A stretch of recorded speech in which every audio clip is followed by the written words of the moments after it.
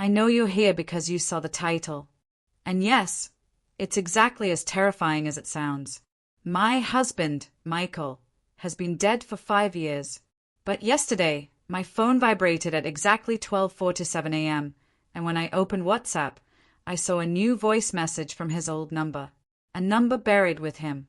And when I pressed play, I heard his voice whisper, trembling and low, "Don't open the door. I'm glad you're here, because I need to tell this story to someone. I need someone to hear the whole truth, not the version I tell my neighbors or the polite half-truths I tell the police when they come checking in. You're here, listening, and somehow that feels safer than being alone with what happened.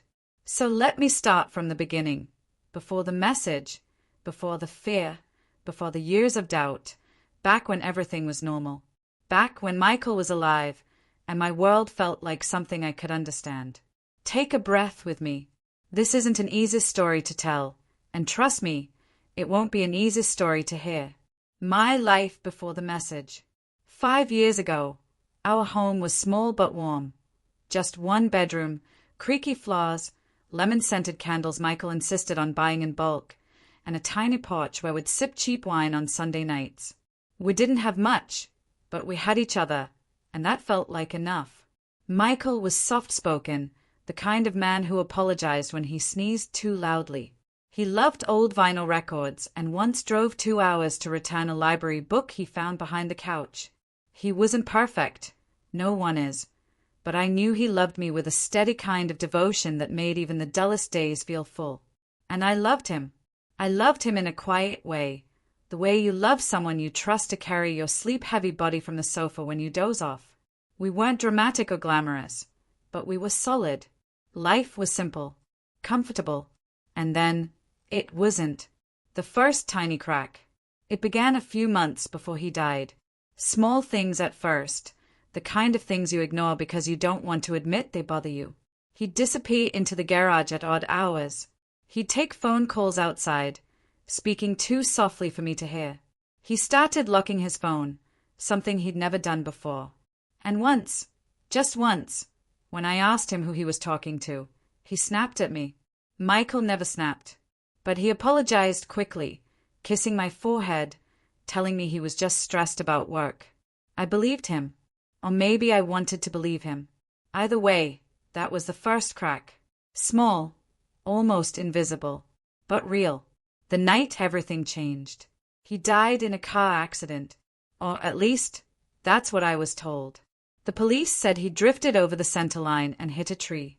No drugs, no alcohol, no skid marks, like he didn't even try to brake. They said it was instantaneous. They said he felt no pain. I believed that too. I had to. Grief does strange things to the brain. It makes you accept every explanation, no matter how incomplete, because the alternative is unbearable. He was buried with the things he loved most, his favorite vinyl record, his father's pocket watch, and his phone, something I insisted on because I couldn't bear the thought of anyone else touching it. 5 years passed.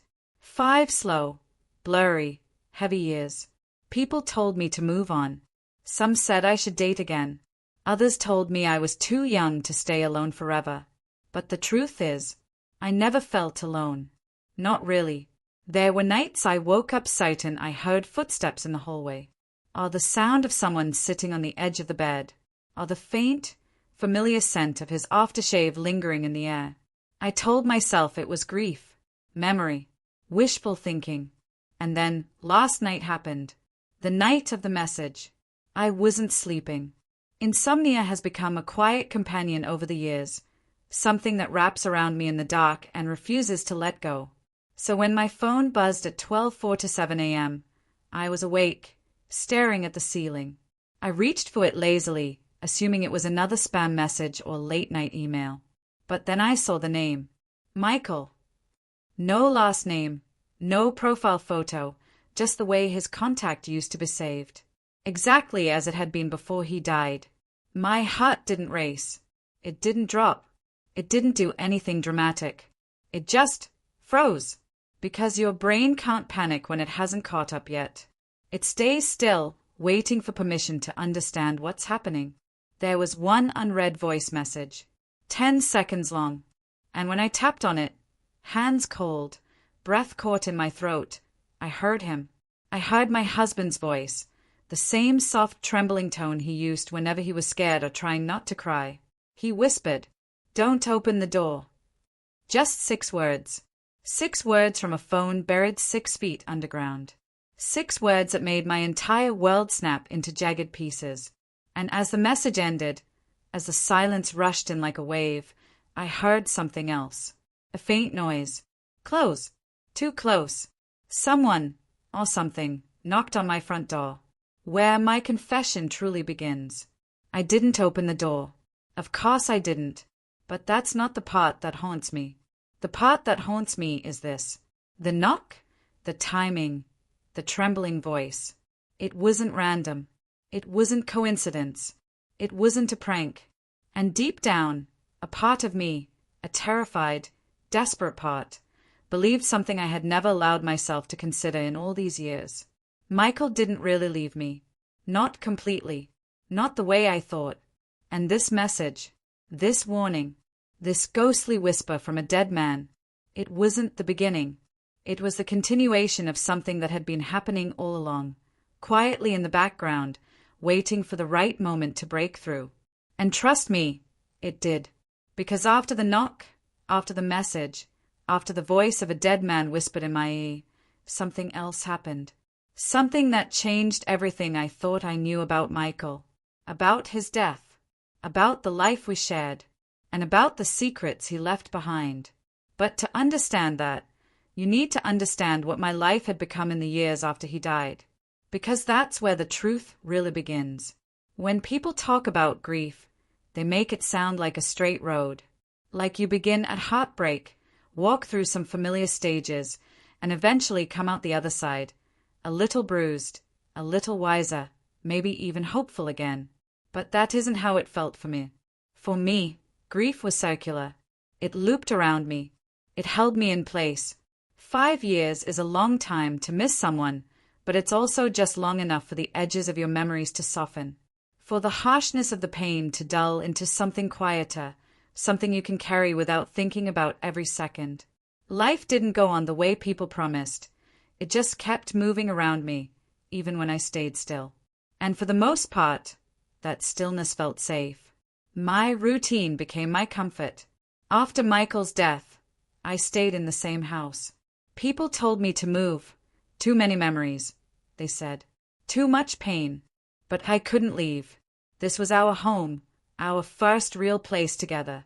And somehow, even the sadness felt like a connection to him. I started working from home soon after. It was easier that way. No small talk, no sympathetic looks, no awkward silences when coworkers remembered him and didn't know what to say. I did freelance accounting, spreadsheets, invoices, numbers that stayed still and behaved when life didn't. Every morning had the same rhythm. Wake up, make coffee, sit at my tiny desk by the window, wake until the sunlight changed colors, heat leftovers for dinner, watch something quiet on TV, go to bed. It wasn't exciting. It wasn't fulfilling. But it was safe. And for a long time, safe was enough. The world outside felt sharper. I didn't realize how isolated I'd become until maybe year 3. The grocery store felt too loud. Restaurants felt too crowded. Friends stopped inviting me to things because I always said no. And honestly, I didn't blame them. My world had shrunk to the size of my living room, my porch, and the small patch of road I drove whenever I needed something. Even the porch felt different without him. We used to sit there for hours, sharing stories, complaining about nothing, listening to the crickets, arguing about which neighborhood cat we should adopt next. But after he died, I didn't step onto that porch for months. It felt wrong. Like the air belonged to an old version of me I couldn't access anymore. Still, slowly, I began to reclaim it. A cup of tea at sunset. A blanket wrapped around my shoulders on chilly nights. Sometimes I'd talk out loud. Little things, like commenting on the weather, and pretend he could hear me. I know that sounds strange. But loneliness makes even the quietest rituals feel important. People tried to bring me back to life. My best friend, Isabel, visited often at first. She'd show up unannounced, kick off her shoes, and cook in my kitchen like nothing had changed. She'd scold me for hiding away, force me into walks around the block, bring over games she knew I didn't want to play but tried to anyway. She meant well. She always did. But when you're grieving, even kindness feels heavy. Eventually she visited less. Not because she didn't care, but because I had become a version of myself even I didn't recognize. Quiet, withdrawn, easily startled. The kind of person who flinched when the doorbell rang. My mother called every week, sometimes twice. Her voice was another anchor, something steady and predictable, even though I lied to her constantly. Yes, I've been eating. Yes, I've been going outside. Yes, I'm doing better. Not one of those things was true, but she had lost enough in her life. She didn't need to lose the illusion that her daughter was strong too. 5 years changed me in ways I didn't expect. I became hyper-aware of little things. The sound of settling wood in the house. The shifting of the pipes when the water heater turned on. The hum of the refrigerator at night. I memorized every sound the house made, every creak in every floorboard, every distant car that passed on our street. Everything became part of a mental map, what was normal and what wasn't. Because after Michael died, I started hearing things that didn't fit that map. Little things, at first. A cupboard door swinging gently when no window was open. Footsteps that sounded like they came from the hallway. A soft knock at the bedroom wall when I was certain I was alone. I rationalized all of it. Old houses make noise. Wind can sound like footsteps. Walls settle. Pipes expand. Logical explanations kept me steady. But deep down, in a place I refused to examine, I felt something else. Something like presence. A feeling that I wasn't entirely alone. Most nights, I ignored it. But some nights, the ones where loneliness felt like teeth, I leaned into it. I'd whisper, "Good night, Michael." And in the silence that followed, I'd imagine something warm, something familiar, whispering back. The things I never told anyone. There were moments, scattered across those years, that I kept to myself. Moments too delicate or too disturbing to share. Like the time I found Michael's old mug, the one with the chipped handle, sitting on the counter even though I hadn't touched it in months. Or the time his favorite hoodie appeared draped over the couch, smelling faintly of cedarwood cologne, the same cologne he wore. Or the time I heard my name spoken aloud, soft and close, when the house was completely empty. I told myself these were tricks of the mind. Grief echoes. The brain fills silence with what it misses most. But sometimes it didn't feel like imagination. Sometimes it felt like something was trying to reach me. I didn't want to seem unstable. I didn't want to seem like a widow who couldn't move on. So I kept everything inside. Until the message. Until the voice. Until I couldn't pretend anymore. Who Michael was before he changed. To understand why that message shattered me, you have to understand the man he was, before everything shifted. Michael was gentle. Almost too gentle. He trusted easily, forgave quickly, believed in people the way children believe in magic. He had this soft laugh that made everyone around him smile, even if they had no idea what the joke was. But in the months before he died, something changed. It wasn't dramatic. It was subtle. A difference only someone who loved him deeply would notice. He became guarded. He'd come home later. He'd double-check the locks even though he'd never cared before. He'd stare out the window like he was expecting someone, or avoiding someone. His phone became an extension of his hand, something he held too tightly, kept face down, protected. And sometimes, on nights when he thought I was asleep, I'd hear him crying.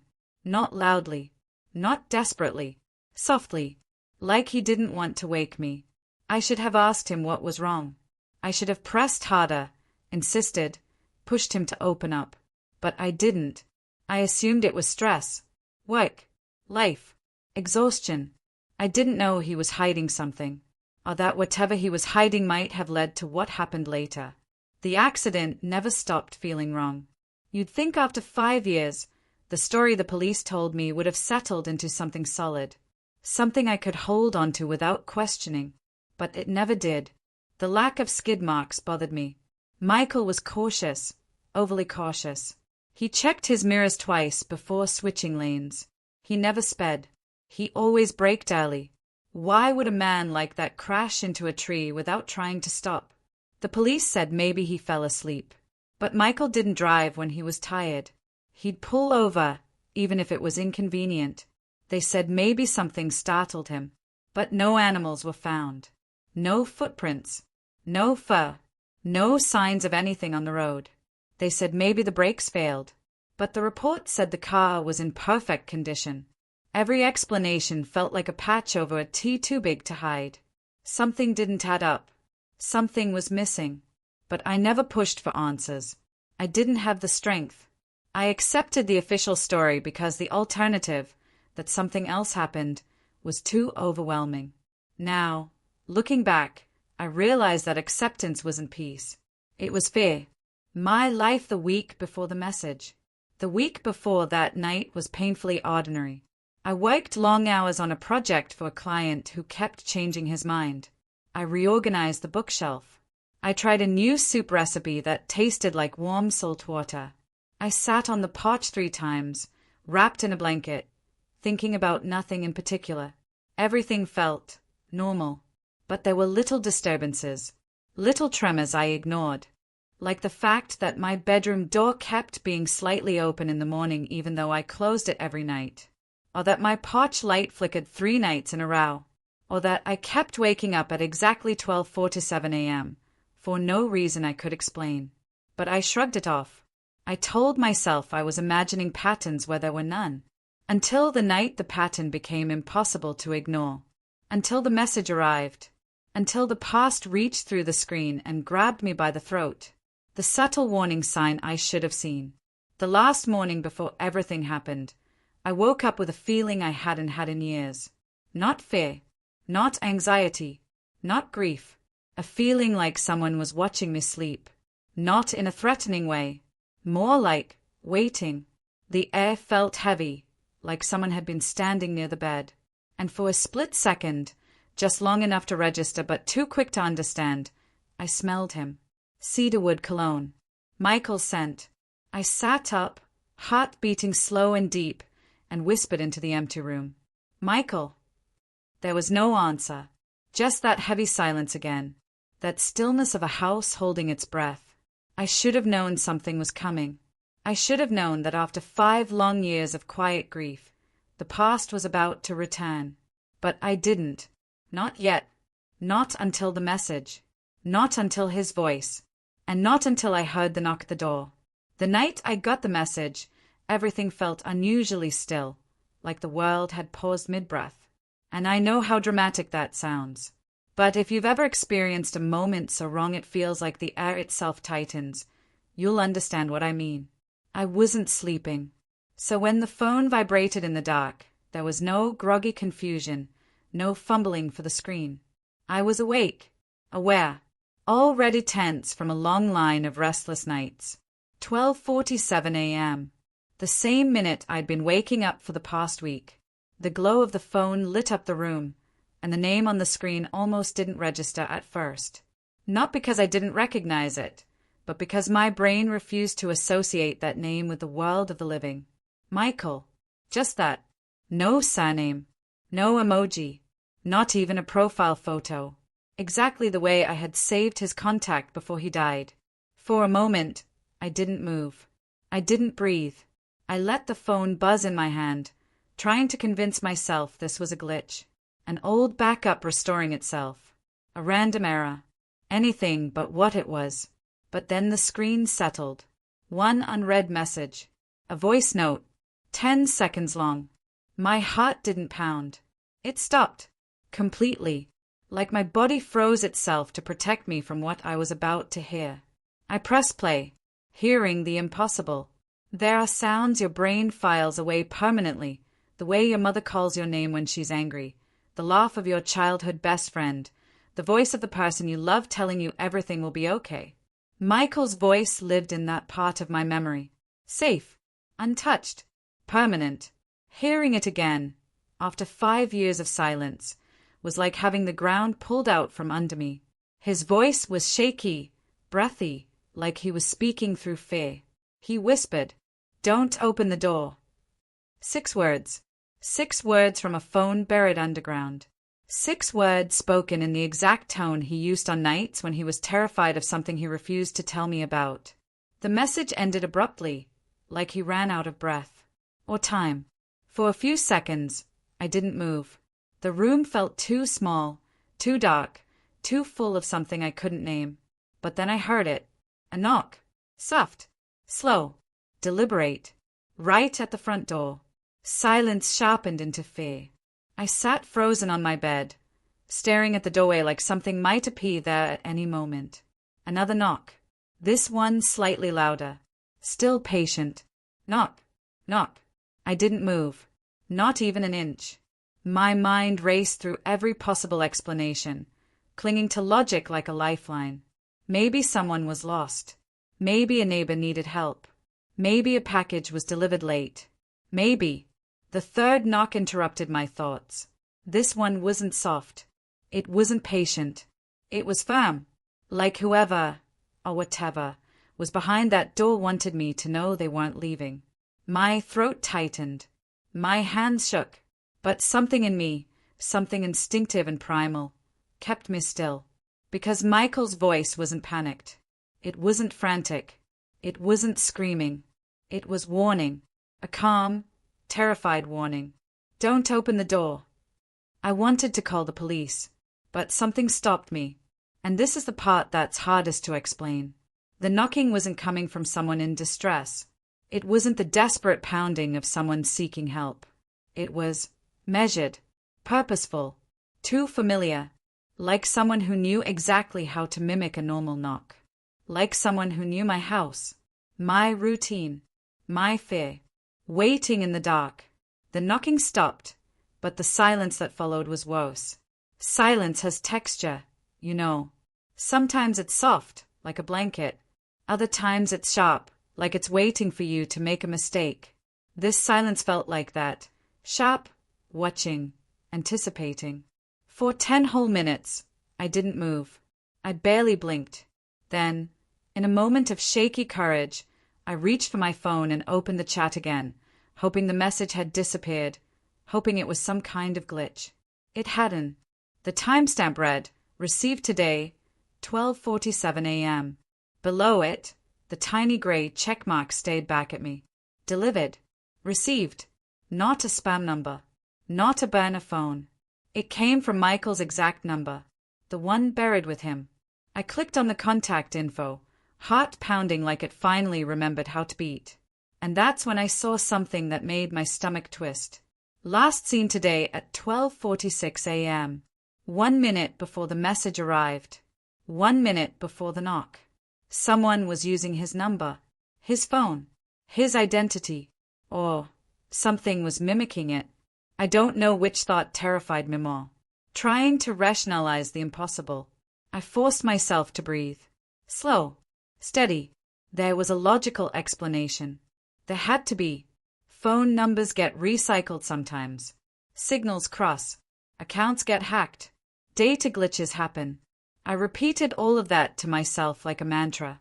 But every excuse fell apart for one simple reason. Michael's phone wasn't lost. It wasn't stolen. It wasn't active. I had placed it inside his casket myself.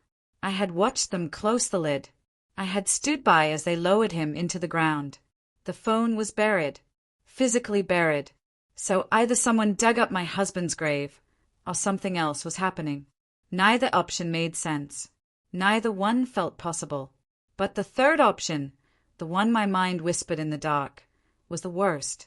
What if the phone had been used before it was buried? What if the message wasn't new?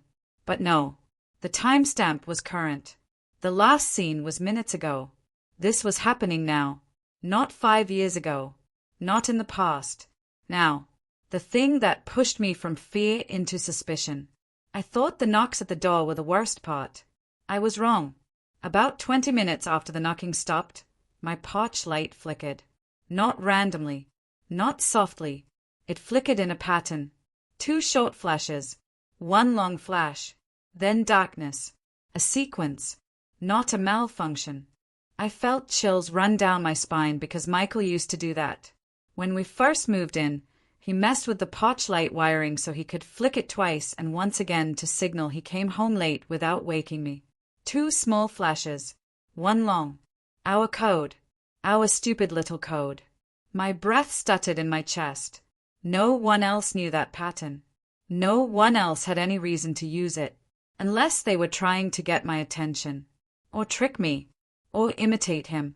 I tried to tell myself I was imagining the pattern, that the light flickered because the bulb was old. But the timing, the precision, the familiarity, it was too exact. And that was the exact moment, when fear began to turn into something colder. Suspicion. Someone knew about Michael. Someone knew about our routines. Someone knew about that porch light code. Someone was messing with me. But the message, the voice, the whisper, that wasn't something anyone could imitate perfectly. That was him, or something that sounded like him. And I didn't know which possibility terrified me more. The unanswered questions that started everything. I replayed the voice message again and again, listening for any glitch, any distortion, any sign it wasn't real. But every time, it was the same. Michael, breathing like he was scared, whispering those 6 words like he was standing in the next room. But something else bothered me. Something that didn't make sense no matter how many times I thought about it. Michael hated WhatsApp. He never used it. He preferred texting. He always said WhatsApp felt too digital, his way of saying he didn't trust apps he didn't understand. So why was the message sent through that app? And why at 12:47 a.m.? The exact time I'd been waking up for a week. And why did the porch light flicker in our exact code moments later? None of it fit. None of it matched any logical explanation. But there was one detail, one tiny thing, that shifted everything from panic into dread.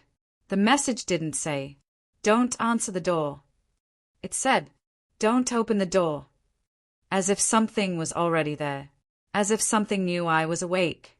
As if something wanted me to open it. My hands were shaking when I realized that difference. One word changed everything. The moment something snapped inside me, I didn't open the door. But I stood at the top of the stairs, staring at it from a distance, the voice message echoing inside my skull. The doorknob twitched. Not fully, just a tiny movement, like someone was testing it. My breath froze. My legs tensed. And then, soft as a whisper, I heard something on the other side of the door. A voice. Not Michael's. A stranger's. A man's voice I didn't recognize. He said one thing. One horrible, quiet thing. "I know you're awake." My stomach dropped. My knees wobbled. My heart pounded so loud I thought it might burst. Whoever was out there wasn't confused, wasn't lost, wasn't in trouble. He was waiting, watching, listening. I stumbled back, nearly tripping over the top step, gripping the wall to stay upright.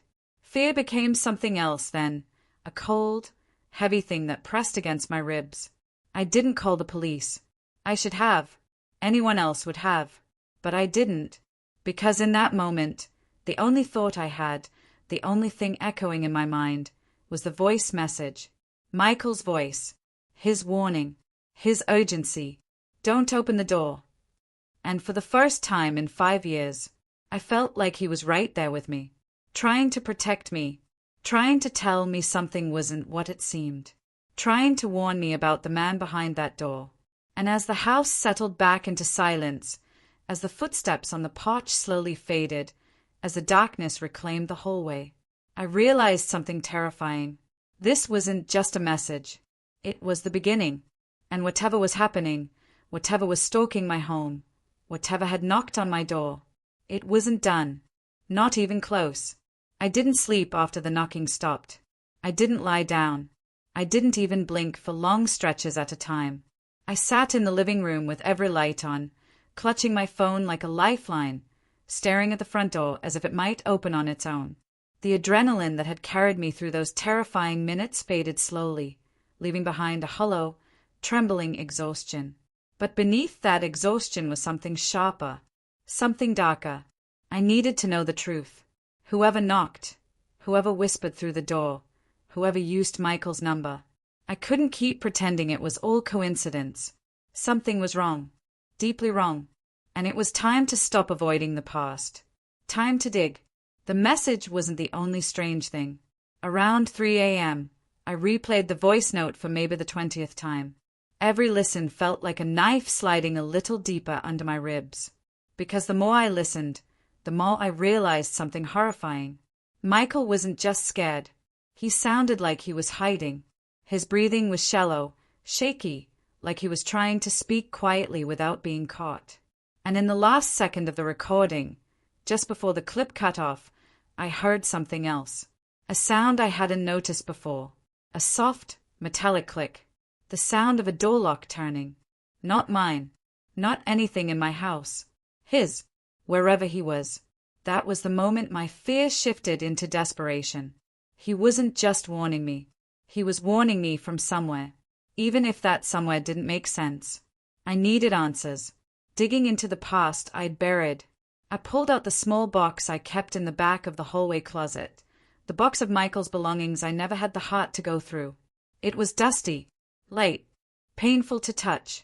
Inside were photos, receipts, a few letters, his old wallet, and his spare car keys. And beneath all of that, wrapped in tissue paper, was something I had almost forgotten existed. Michael's old notebook. He used to jot down reminders, little calculations, half-finished thoughts. He was always making notes to himself, for projects, for errands, for things he didn't want to forget. My hands shook as I opened it. Most pages were mundane. Pick up prescription. Call mom back. Replace potch bulb. Water the plants. But then, halfway through, something changed. The handwriting grew sloppy, uneven, rushed. And the notes weren't about errands anymore. They were about someone. The first sign of the truth. A page near the center stopped me cold. In shaky handwriting, Michael had written, "He knows where I hide." I stayed at the sentence for a long time, my throat tightening. There was nothing else on the page. No names. No explanations. Just that. And the next page was worse. Door knocks again. Same pattern. Same time. He won't leave. My hands trembled as I turned the page. Don't let her open the door. Me. He was writing about me. My vision blurred. I had to blink hard to stay grounded, to stop the room from spinning. This wasn't grief twisting my memories. This wasn't my imagination. Michael had been scared of someone. Someone real. Someone who had come to our door long before the night he died. My stomach twisted violently. What had he been hiding? Why hadn't he told me? Who was the man he was so afraid of? A secret I never knew existed. The next pages were torn. Literally ripped out. Only jagged bits remained, as if Michael tried to remove whatever he'd written, or someone else had. I ran my thumb over the torn edge, feeling my pulse in every fingertip. Why tear them out? What was he trying to hide? Or protect me from? But at the very back of the notebook, pressed so tightly the paper was creased, was a final entry. It wasn't handwriting. It was a printed receipt. A receipt for a burner phone. Purchased 2 weeks before Michael died. I stared at the date, my chest tightening. Michael had never told me about a second phone. He'd never mentioned anything about it. Why would he need one? And why buy it so secretly? My brain raced with possibilities, all terrible. Was he having an affair? Was he into something illegal? Was he being blackmailed? Was someone stalking him? Or was it something else entirely? Something worse? The truth was something I couldn't yet understand, but my instincts were screaming. Michael was hiding. He was terrified. He was trying to protect me, and whatever haunted him had returned. For me. The night opened a deeper wound. Around 4:30 a.m., after hours of searching, I finally checked the one place I had avoided for 5 years. Michael's email. His password was something I could never forget. Our anniversary in reverse. Something so simple it hurt. The inbox was mostly empty. Old bills. Old conversations. Nothing unusual. But there was one email that made my heart thud against my ribs. An email from an unknown address. Dated the night before he died. Subject line, his hey. I clicked it with shaking hands. There was no message body. Just an attached audio file. My breathing turned shallow. The room felt too small. I didn't want to know what was in it. But I needed to. I hit play. Static. Soft. Barely audible. Then footsteps. Slow. Steady. Coming closer. Then Michael's voice. Panicked. Sharp. Whispering. You don't have to do this. Please, don't. A thud. A sharp sound like someone hitting the wall. Then silence. The recording ended abruptly. I dropped the phone. It clattered on the floor, echoing through the house. That wasn't an accident. Michael didn't fall asleep at the wheel. He didn't drift into a tree. Someone was following him, threatening him, hunting him. And the night before he died, they found him. My body felt hollow, like the truth had scooped something out of me. All these years, I'd believed he died alone, that it was peaceful, instant. But now I knew. He died afraid. And worse, whatever had come for him wasn't gone. It was standing outside my door. Something else was missing. I went back to the notebook, flipping through pages over and over, desperate for a clue. And then something clicked. Literally. A faint clicking sound echoed from the hallway. Metallic. Rhythmic. I froze. It came again. Click. Click. Click. Slow. Deliberate. Familiar. It was the same sound from the voice message. A lock turning. Except no lock in my house made that sound. Not the front door. Not the back door. Not the windows. I walked toward the hallway slowly, every step cautious, every muscle tight. The sound led me to the guest bedroom, a room I almost never entered. The door was slightly open. My breath hitched. I reached out with trembling fingers and pushed it open.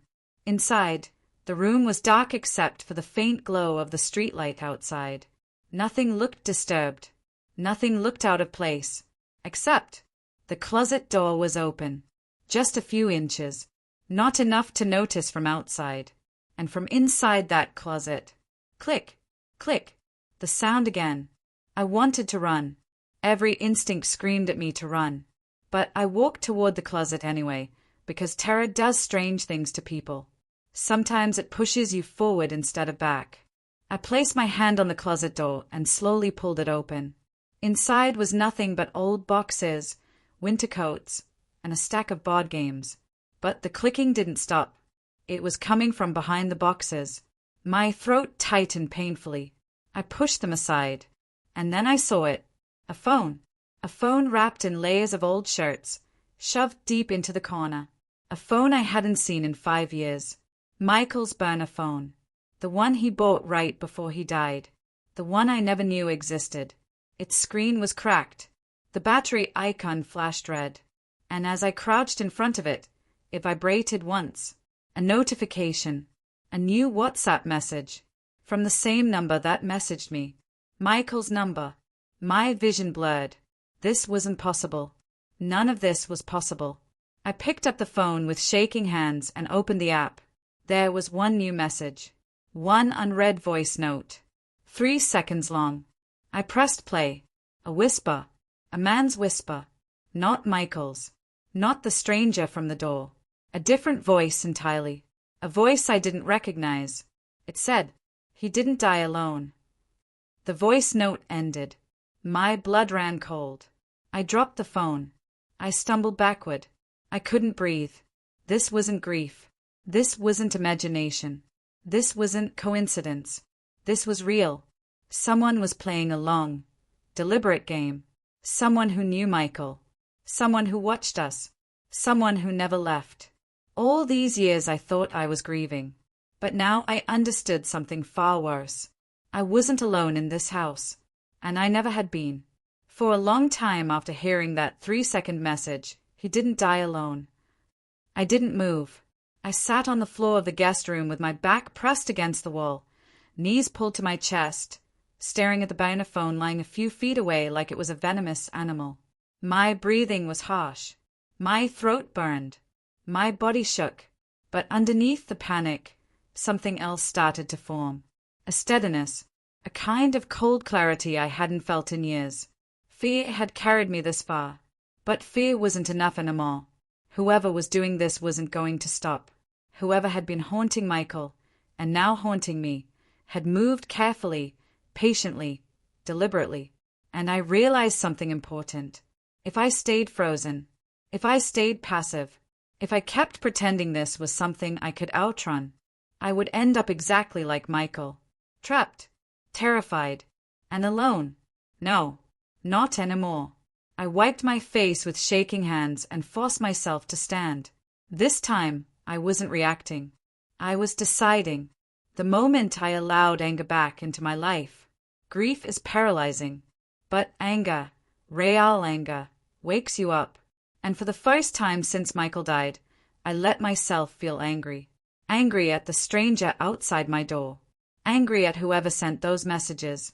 Angry at whoever followed my husband. Angry at whatever secret he'd been carrying that he thought he had to carry alone. Most of all, angry at myself. For 5 years I had swallowed every doubt, every odd memory, every gut feeling.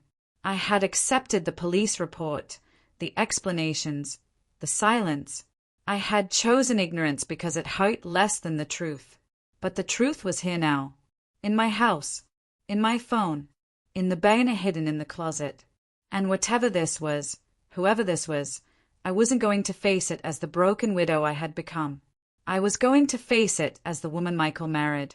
The woman he trusted. The woman he loved. The woman he tried to protect. If he was going to leave me with a warning, then I owed him one thing. To listen. And to do something about it. Planning starts with asking the right questions. I moved to the kitchen table, turned on every light, and took out a notebook. Not Michael's, mine. I forced my hand to steady enough to write, even if the letters looked shaky. I didn't write my fears. I didn't write my emotions. I wrote questions. The ones I had avoided for years. Who was following Michael? Why did he buy a burner phone? Why hide notes about someone knowing where he hid? Why warn me specifically not to open the door? Why use WhatsApp? Something he never used. Why did the lights flicker in our old code? Who said he didn't die alone? Why now? Why after 5 years? What changed? I stared at the list, feeling heat rise in my chest. This wasn't paranoia. This wasn't a haunting. This wasn't grief speaking. This was a pattern, a trail. And if there was a trail, I could follow it. Step 1. Understand the burner phone. I returned to the burner phone on the guest room floor and picked it up carefully. Its screen flickered faintly. It was old, but it still had a little battery left. There were only 2 apps installed. Messages. WhatsApp. I checked the messages first. There were only 3. Message 1. 2 weeks before he died, we need to talk. He saw me. My stomach twisted. Message 2. 5 days before he died, I'm not opening the door. Stop coming, hey. My hand shook, but I kept scrolling. Message 3. The night before he died, leave her alone. Huh. Me. My throat tightened so hard it hurt. Whoever this person was, they weren't new. They'd been around before Michael died. They'd been pressuring him, approaching him, maybe threatening him. And now, they were approaching me. Step 2. Track the WhatsApp connection. I switched to WhatsApp. The app lagged, loading slowly, but when it finally opened, I saw only one contact. Michael's number. The same number that messaged me hours earlier. There were no old messages. No history. Just one voice note. The one I had just played. He didn't die alone. The contact's last seen showed a time only minutes ago. Meaning, someone was currently using that number. Actively. Recently. And intentionally. My mind raced. If that number was buried with him, if the SIM card was 6 feet underground, then someone either dug up his grave, or duplicated his number, or had been using a connected device all along. None of those options made me feel safer, but they gave me something I hadn't had until now. A direction. The emotional break I needed to acknowledge. I sat back in the chair and pressed my hands against my face. I hated that I was crying again. I hated that I felt so fragile. But the truth was hitting me harder than I expected. Michael hadn't been distant because he fell out of love. He wasn't cold because he was hiding an affair. He wasn't distracted because of work stress. He was scared. He was fighting something silently, desperately, trying to shield me from it. And I never noticed. I thought his quietness was emotional distance. I thought his secrecy was rejection. I thought his fear was something personal he didn't want to drag me into. But he had been dragged into something terrible. Something that cost him his life. And instead of helping him, I had mourned him. Instead of asking questions, I buried them. A cold, shaking resolve settled in my chest. I wasn't going to make that mistake again. Whoever wanted to scare me, whoever thought I was weak, whoever believed I would stay frozen in grief, they were about to learn exactly how wrong they were. Step 3. Prepare for whatever comes next. Once the emotional wave passed, I moved fast, almost mechanically. I locked every door and window, pulled the blinds, closed the curtains, secured the deadbolt on the back door, something I hadn't done in years. Then I unplugged all my lamps and turned off all the lights except one. Not because I was scared of the dark, because I wanted to control what they could see from outside. Next, I placed my phone and the burner side by side and took photos of everything, the messages, the timestamps, the audio files. I emailed backups to myself, uploaded copies to the cloud, saved them to an external drive, not because I trusted anyone else with the truth, because I needed leverage, evidence, something that couldn't dissipate if someone destroyed my phone or walked into my home again. This wasn't about superstition anymore. This was preparation. Step 4. Revisit the one place I avoided for years. Around 6:30 a.m., when the sky outside the window finally began to lighten, I made a decision that terrified me. I needed to revisit the last place Michael was alive. His car. It was still in the garage. I had never sold it, never touched it, never opened the doors. I had kept it locked and untouched for 5 years, like a memorial I couldn't bring myself to dismantle. But memorial or not, it held answers. I grabbed the keys, the ones buried in the box I opened earlier, and walked to the garage. Every step felt like walking toward a ghost. The garage smelled like emptiness and dust. Michael's old toolbox sat in the corner, untouched. Cobwebs hung from the ceiling. And there, under a thin sheet of dust, was the car he died in. I stood in front of it, heart pounding, feeling like I was betraying something sacred. But I forced myself to open the driver's door. It creaked painfully, like the sound hurt it. The inside smelled the same as the day he died. Pine A freshener, fabric softener, and something faintly metallic. I slid into the driver's seat, hands trembling as I reached for the glove compartment. Inside were the usual things, registration papers, napkins, an old pen. But tucked in the far back was a small plastic bag. Inside it, a phone charger, and a folded piece of paper. I unfolded it slowly. 7 words stared back at me in shaky handwriting. If she finds this, tell her the truth. My stomach flipped. Me. He had expected me to find this eventually, but he didn't leave the truth here. He left the expectation, the responsibility, the fear. I crushed the paper in my fist, tears staining my eyes. He knew something was coming. He knew someone was watching him. He knew he was running out of time. And still, he tried to protect me. A slow, cold determination settled into my bones. This wasn't just about fear anymore. This was about finishing what he couldn't. The final step, setting the trap. By the time I returned to the house, the sun was rising. The world outside was waking up. Birds chirped. Cars drove past. People walked their dogs. Everything looked normal. But inside me, something irreversible had shifted. I was done being prey. Whoever this man was, the one who knocked on my door, the one who whispered threats, the one who mimicked my husband's warnings, the one who used Michael's number to reach me, he wasn't going to get another quiet night. I walked to the hallway mirror and looked at myself. Red eyes, pale skin, hair a mess, but something fierce behind the exhaustion. Something ready. The first step of my plan was simple. I would make him think I was scared, helpless, shaken, exactly what he expected, because people like him always underestimate people like me. Then, when he came back, and he would come back, I would be ready. I would follow the trail Michael left. I would uncover what he hid, and I would finish what he started. Because fear kept me alive. But revenge would give me clarity, and answers, and maybe, finally, peace. As the morning light filled the hallway, I whispered under my breath, not to myself, but to Michael, I'm going to find him. And for the first time since he died, I felt like he heard me. The next night, I didn't hide. I didn't sit curled up on the couch. I didn't cry. I didn't freeze. I prepared. I turned off every light except the one near the front window, the same one that would cast just enough shadow to make it look like I was pacing nervously inside. I cracked the window open half an inch so I could hear the outside better. I left the porch light on, waiting for the flicker.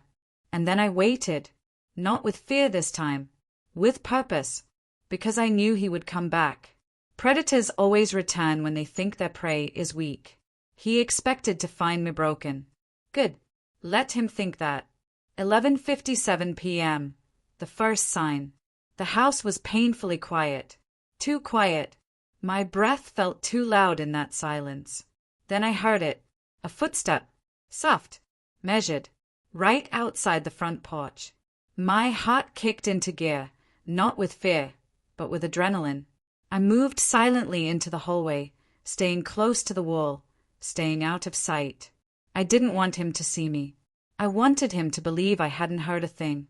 Another footstep, then another. Someone was walking slowly past the living room window, lingering, watching. My grip on my phone tightened. This was it. 12:04 a.m. The code. The porch light flickered. 2 short flashes. 1 long flash. Our old code. Michael's code. Except this time, it wasn't comforting. This time it felt like someone was holding my memories hostage, using the most intimate parts of my marriage like tools to break me. But they weren't breaking me anymore. I lifted my phone, opened the camera, hit record. The flicker repeated. Exactly the same pattern. Someone was doing it intentionally. 12:11 a.m. The knock. 3 knocks. Slow. Balanced. Rhythmic. The exact way he knocked last time. I stayed silent. Another knock. This time softer. Like he wanted to coax me. And then, a man's voice. Close. Low. Too calm. I know you're awake. Hearing it again didn't freeze my blood this time. It ignited something else. Recognition. It was the same voice from the burner phone message. The same man who said Michael didn't die alone. I stepped back from the door, staying quiet, breathing slow, letting the expectation build on the other side. Let him think I was terrified. Let him think I'd break. A shadow passed under the door. Someone standing close. Too close. He was right there. 12:13 a.m. He tries the handle. The doorknob shifted. A tiny movement. A test. Metal against metal.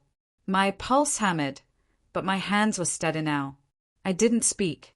Didn't run. Didn't give him anything. Then the knocking changed. Sharp. Impatient. Like he was getting irritated. Open the door, he said. Still calm. Still quiet. Like he thought he owned the moment. I moved silently into the spot I had chosen earlier, directly beside the doorframe, hidden from view if the door opened. The perfect angle to see him without being seen. This wasn't panic anymore. This was strategy. 12:15 a.m. His mistake. He leaned closer. I heard his breath. Slow. Deliberate. Then he whispered, "You know what happened to him. You don't want it to happen to you." My eyes burned with heat, because this man wasn't just a threat. He was confessing. He was confirming everything the notebook hinted at, everything the messages suggested. Michael wasn't just scared. He wasn't just followed. He was hunted, and the man hunting him was on my porch. I pressed record again on my phone. Every word counted, because this wasn't just about survival anymore. This was evidence. This was justice. This was the truth. 12:17 a.m. The pressure rises. He knocked again. Harder this time. The door shook. I stayed silent. A frustrated sound escaped him. Half a laugh, half a snarl. "You think staying quiet will save you?" He sounded amused. Mocking. Like this was all a game. Then, "You're smarter than him." He tried to run. My stomach dropped. Run. Michael tried to run, but the police said, "No, no more lies." I felt everything inside me sharpen. This man was telling the truth. His truth. The truth he thought only he controlled. But he didn't know me. He didn't know what 5 years of grief had carved into my bones. He didn't know what I had discovered. He didn't know how close I was to snapping. He thought he had the upper hand. He didn't. 12:20 a.m. The sound that changed everything. A faint buzz. My phone. A new message on WhatsApp. From Michael's number. My breath caught. I opened it. A text message this time. His inside. My blood ran cold. Inside? No. Impossible. I checked every lock, every window, every door. But the message came through again. Same words. Same number. His inside. I swallowed hard. Was Michael's number warning me? Or was this part of the game? Was the man outside trying to trick me? I didn't know. But I didn't have time to doubt. Footsteps echoed behind me. Inside the house. Inside. My chest tightened. Slow. Soft. Deliberate. Coming from the back hallway. I spun around silently, adrenaline flooding my veins. There was someone else inside. Not the man at the door. Someone already in the house. 12:21 a.m. 2 threats. Outside, the knocking stopped. Inside, the footsteps grew louder. 2 men. 2 angles. 2 dangers closing in. My mind raced, but my body stayed steady. I backed into the kitchen, keeping my footsteps soundless, keeping my breathing shallow. The footsteps inside were slow, purposeful, like someone walking through a house they already knew. Like someone who had been here before. I grabbed the heavy cast iron pan from the stove, the closest thing to a weapon. The footsteps stopped. Silence pressed in from all sides. Then a voice. Not the same man. Lower. Older. Rough. "Where are you?" My stomach tightened. There were 2 of them, waking together, just like Michael's note suggested. The man outside was the distraction. The one inside, he was the hunter. 12:22 a.m. Confrontation. The man inside stepped into the hallway, his silhouette visible in the dim light. Tall, broad-shouldered, wearing dark clothes. I stayed behind the kitchen doorway, gripping the pan, waiting. He moved toward the living room, toward the front door, toward his partner. He passed by me, just a few feet away, and for a split second, I saw part of his face, a scar along his jaw, cold eyes, expressionless. He wasn't here to scare me. He was here to finish something. He reached for the front door lock from the inside. And that was his mistake. The moment his hand touched the deadbolt, I moved. Fast, silent, precise. I swung the cast iron pan as hard as I could. It connected with a sickening crack. He staggered, hit the wall, fell to his knees. I didn't wait. I hit him again. He collapsed fully, groaning once before going completely still. But there was no time to breathe, because the man outside heard everything. 12:23 a.m. The second man breaks in. A furious shout. A crash. The front door rattled violently. He wasn't knocking anymore. He was breaking in, splintering wood, slamming his shoulder into the door, forcing the lock to give. I grabbed the fallen man's phone from his pocket and ran to the back hallway, heart pounding, feet barely touching the floor. I needed distance. A barrier. A few seconds. The door splintered behind me. He was inside. I ran into the bathroom and locked the door just as footsteps thundered down the hallway. Adrenaline was the only thing keeping me upright. He slammed into the bathroom door. "Hud!" The wood shook. "You shouldn't have done that," he growled. "You shouldn't have touched him." I backed away, sliding behind the tub, gripping the phone like a lifeline. Another slam. Another crack. He was breaking through. 12:24 a.m. The revelation. The phone in my hand vibrated. A new message. From Michael's number. Just 2 words. Turn on. Turn on what? The phone? The light? What did he mean? Another slam. The door split down the middle. I scrambled to my feet, flicked on the bathroom light, and the mirror flickered. My heart skipped. Static danced across the glass, like interference, like a signal. Then a reflection appeared behind mine. Michael. Not whole. Not clear. A flicker. A glitch. But him.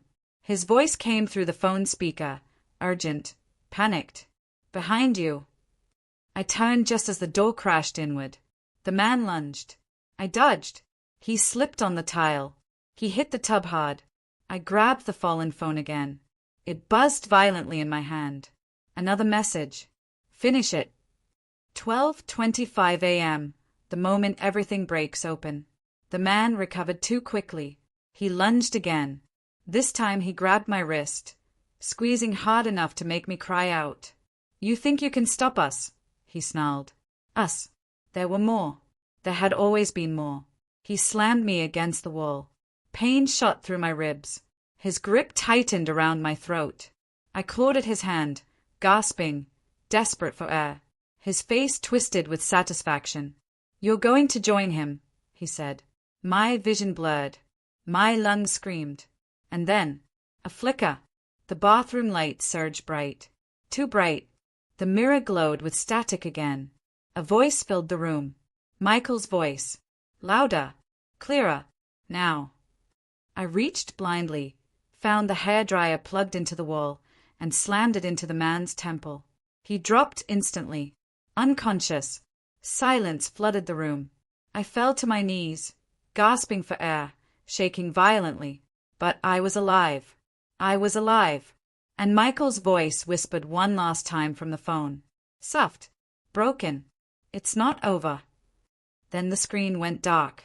After the second man hit the bathroom floor and went still, a wave of silence swept through the house, a heavy, suffocating silence that pressed against my ears like underwater pressure.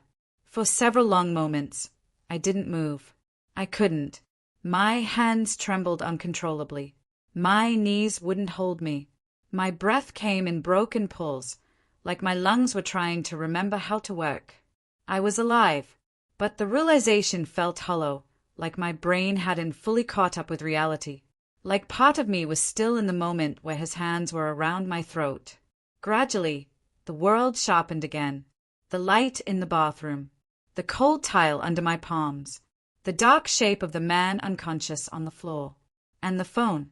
Michael's phone, or whatever it had become, lay silent beside me. The screen was black. No notifications. No whispers. Nothing. The quiet felt like a final exhale. A release. A warning. Maybe even a goodbye. I didn't know yet. All I knew was that the house, my home, felt unfamiliar. Like the walls had been shaken awake. Like something deep inside them had finally surfaced. And now I had to deal with the aftermath. The night ends, but nothing feels over. I forced myself to stand, wincing as pain stabbed my ribs. My throat burned. My body ached. My head throbbed. But I had to move. The man on the bathroom floor was unconscious, but the one I'd hit in the living room. I didn't know if he was dead or alive. I stepped out into the hallway, every shadow feeling heavier than before. The front door hung crooked on its hinges. Splintered wood lay scattered in jagged pieces across the floor. The first man was still there, slumped against the wall. His chest rose and fell, shallow, uneven breaths. Alive, barely. My pulse hammered. Part of me wanted to scream at him, hit him again, ask him why, who he was, why he came here, what he had to do with Michael. But I didn't. I walked past him slowly, keeping distance between us, keeping my grip tight on the cast-iron pan still slick with sweat. In the kitchen, I finally allowed myself to collapse into a chair. A dull ache pulsed through my fingertips. I had survived. Barely. But I had. And now the sun was rising. A faint glow spilled through the curtains, painting the living room in soft orange light. The world outside was waking up, calm and normal. Inside, everything was broken. Calling for help. My phone buzzed with a low battery warning. That small, mundane sound almost made me cry, because it reminded me that I was still part of the living world. Still someone who could call for help. I dialed 911. When the operator answered, I expected myself to break, to become hysterical, to collapse under the weight of everything. But my voice came out steady. I've had a break-in, I said. I defended myself. 2 men are unconscious in my home. Please send officers. There was a pause, a long one, before the operator replied. Maybe she heard something in my voice. Something too calm, too numb. She asked if I was safe. I looked around the room, at the broken door, the splintered wood, the trail of chaos connecting the living room to the bathroom. I am now, I whispered. The police arrive. When the officers arrived, I didn't open the door right away. Not because I didn't trust them, I recognized their voices, but because the idea of opening the door, even for help, made my stomach twist. Eventually, I unlocked it. 3 officers stepped inside, scanning the scene with wide eyes. The first man was handcuffed and taken outside on a stretcher, still unconscious, still breathing. The second was dragged out of the bathroom, groaning weakly. He woke briefly, muttering something unintelligible. But when he caught sight of me, his eyes sharpened with recognition and hatred. You think this is over, he rasped. Before he could say anything else, the officers pulled him out. A cold shiver ran through me. He was wrong. I didn't think anything was over. But a piece of the truth had cracked open, and no one could close it again. Questions I couldn't answer. A detective came not long after. Middle-aged. Calm. Professional. He sat across from me in the living room, notebook open, pen ready. I told him everything, except for the messages from Michael's number, except for the voice notes, except for the flickering lights and the warnings. I wasn't ready to share that part. Not with someone who would call it delusion. Not with someone who wasn't meant to believe. So I told him about the knocks, the break-in, the fight, the threats. He listened intently, and then he asked the question I feared. Do you know these men? Any connection to them at all? I shook my head, but the lie felt sour, because part of me knew there was a connection, a dark thread running back 5 years. A thread tied to Michael, to his fear, to his secrets. The detective wrote something down, then studied me. Are you sure you're safe staying here? He asked. I looked around again, at the broken door, the quiet rooms, the lingering shadows. No, I said honestly. I'm not. But moving didn't feel right either. Running didn't feel right. Not anymore. I had spent 5 years running without moving an inch. I wasn't going to do that again. Unexpected validation. By noon, the house was empty again. The officers left. The detective promised to return with updates. And I stood in the center of the living room surrounded by silence. Real silence. Not the sharp, expectant kind. Not the haunted kind. Just silence. I should have felt relief. But instead, I felt the weight of everything settle onto my shoulders. There were still questions, still mysteries, still loose ends. But then something unexpected happened. As I walked toward the kitchen, Michael's burner phone, which the police somehow overlooked, buzzed. Just once. A tiny vibration. I froze. The screen flickered on. No message. No voice note. Just the home screen. Then a sound played. Soft. Barely audible. But unmistakable. A familiar melody. The same one Michael used to hum when he was nervous. The same tune he hummed the night he proposed. The same tune he hummed when he didn't know how to say something important. My chest tightened. Tears gathered hot behind my eyes. He wasn't gone. Not completely. Not in the ways that mattered. Something, whatever part of him lingered in the shadows of this mystery, was still here, trying to help, trying to guide me, trying to finish the truth. The phone screen dimmed again. I held it against my chest, closing my eyes, letting the warmth of the moment sink deeper than fear. For the first time since Michael died, I didn't feel alone. A house full of ghosts, but not all of them bad. I walked through the house slowly, touching the walls, the furniture, the doorway where Michael used to lean while talking to me about his day.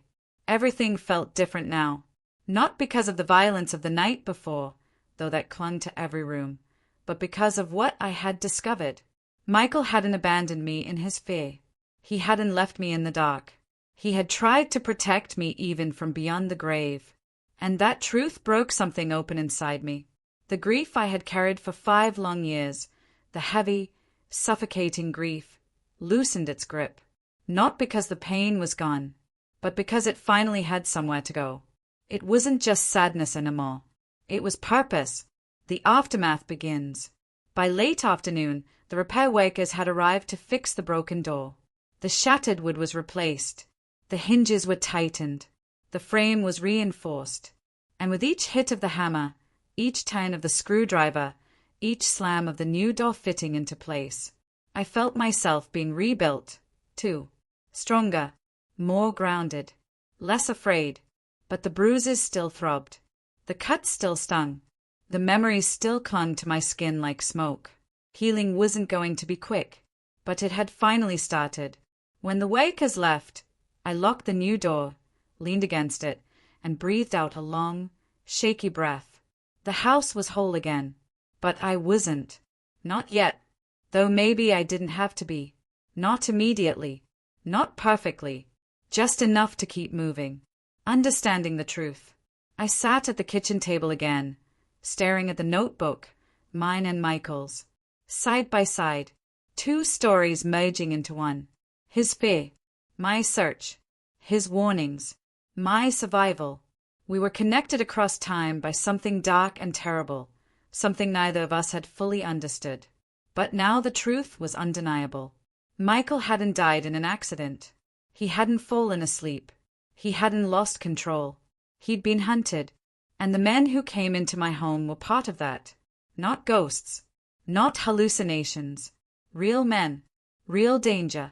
And if 2 of them were willing to break into my home 5 years later, there were more. I knew that now. But I wasn't breaking. I wasn't running. I wasn't the woman who hid from grief anymore. I was someone else. Someone Michael helped shape, even after he was gone. And when the time came to face the rest of them, I would be ready. The sun dipped behind the trees outside my window, casting long shadows across the floor. I stared into the fading light. Exhausted, bruised, but steady. This wasn't the end. It was the beginning of the answer. And maybe the beginning of the end of my grief. The night after everything happened, I didn't turn on a single light. Not because I was scared of the shadows, but because, for the first time in 5 years, the dark didn't feel like an enemy.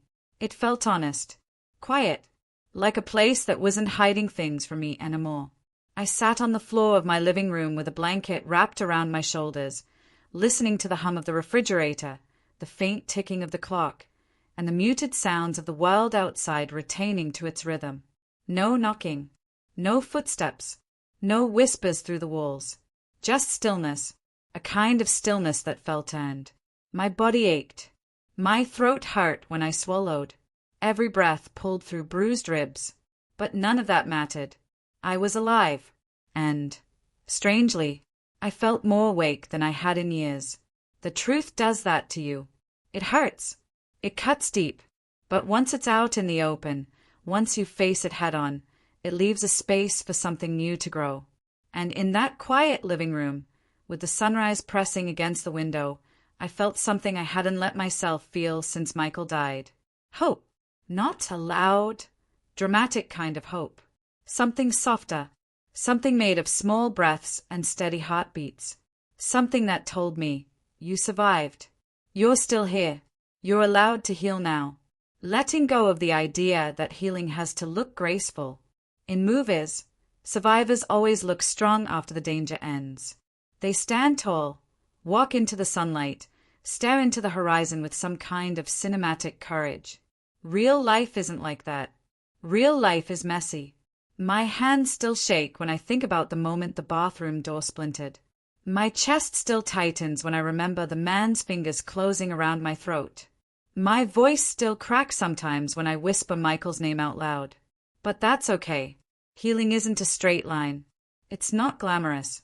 It doesn't make you feel powerful every day. Sometimes healing is just waking up, making coffee, taking a long, steady breath. And sometimes healing is looking at the person you used to be and saying, you made it. You really made it. The truth about Michael that finally set me free. For years, I carried a version of him inside me, a man who died suddenly, tragically, without warning. But that wasn't the truth. The truth was harder, heavier, but also strangely comforting. Michael didn't leave me because he was distant. He didn't shut down because he stopped loving me. He wasn't distracted because he had grown tired of our life. He was protecting me. He was fighting something alone because he thought he had to, because he wanted to spare me, because he believed his fear wasn't mine to carry. And for a long time, I hated him for that distance, for the secrets, for dying without letting me understand why. But now, I understand him better than I ever did. His warnings, his fear, his silence. He wasn't pulling away from me. He was building a shield around me. And somehow, impossibly, unbelievably, that shield reached across 5 years to warn me again, to save me again. The last words I heard from him weren't words of love or regret. They were a command, a plea. Finish it. And I will. Not out of revenge, but out of love. The kind of love that refuses to die quietly. The future I didn't think I'd have. I used to picture my future as a blank wall. Nothing ahead, nothing behind, just endless waiting. Like the rest of my life would be quiet meals, lonely nights, and memories that grew heavier with each passing year. But now the future feels open again. Not bright, not perfect, not easy, just open. I don't know what will happen with the investigation. I don't know how many more men were involved. I don't know when the full truth will come out. But I'm not running from it anymore. And I'm not hiding behind grief. Michael gave me the pieces. I'll put them together. At my own pace. In my own time. With a strength I didn't know I still had. And someday, when this entire truth is finally uncovered, when every shadow is dragged into the light, I think I'll be able to sit on the porch again. The porch where Michael and I shared cheap wine and big dreams. The porch where the world still felt safe. And when that day comes, I'll let myself breathe in the air he once breathed. And I'll let myself smile without feeling guilty. Because he didn't leave me alone. He left me with purpose, with clarity, with direction. One last thing I need to say. If you've listened to this entire story, if you've stayed with me through the fear, the confusion, the violence, the heartbreak, then I want to say something to you. Thank you. Telling this, voicing all the pain and the truth and the fear, hasn't been easy. But having someone listen, even from far away, makes the world feel a little less heavy, a little less dark, a little more survivable. Maybe you're listening because you like stories. Maybe you're listening because you've lost someone too. Maybe you're listening because you felt fear in the dark and wondered if you were losing yourself. If that's you, then hear me clearly. You're not broken. You're not weak. You're not alone. Sometimes the darkness isn't there to swallow you. Sometimes it's there to show you the strength you forgot you had. Did you like my story? Please like and subscribe and tell me in the comments where you're listening from. I want to know how far this story of mine travels.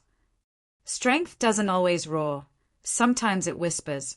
You survived, and now you get to live again.